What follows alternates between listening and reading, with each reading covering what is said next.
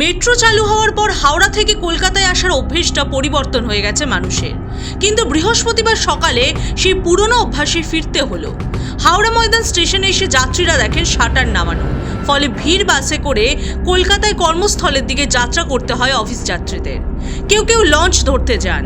দুটি ধাপে শুক্রবার 13 ফেব্রুয়ারি থেকে 16 ফেব্রুয়ারি পর্যন্ত এবং আগামী 20 ফেব্রুয়ারি থেকে 23 ফেব্রুয়ারি পর্যন্ত মোট 8 দিন গ্রিন লাইনে অর্থাৎ হাওড়া ময়দান থেকে সল্টলেক সেক্টর 5 পর্যন্ত মেট্রো পরিষেবা বন্ধ থাকবে বলে রেল সূত্রে খবর। আপনি কি রেগুলার মেট্রোয় যাতায়াত করেন? হ্যাঁ। কোথা থেকে কোথায় যাতায়াত?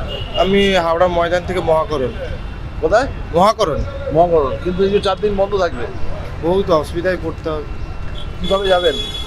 এই বাসেই যেতে হবে, সেই পুরনো কষ্ট বা লঞ্চ পেরিয়ে। এসপ্ল্যানেড স্টেশন এবং শিয়ালদা স্টেশনের মাঝে টানেল তৈরি কাজ সফলভাবে সম্পূর্ণ হয়েছে। এখন দুটি ধাপে কমিউনিকেশন বেসড ট্রেন কন্ট্রোল সিস্টেমের পরীক্ষা নিরীক্ষা চলবে বলে মেট্রো সূত্রে খবর। তার জেরে হাওড়া ময়দান মেট্রো স্টেশনে দরজা বন্ধ, যাত্রীরা ভোগান্তির মুখে। Bureau report, the wall.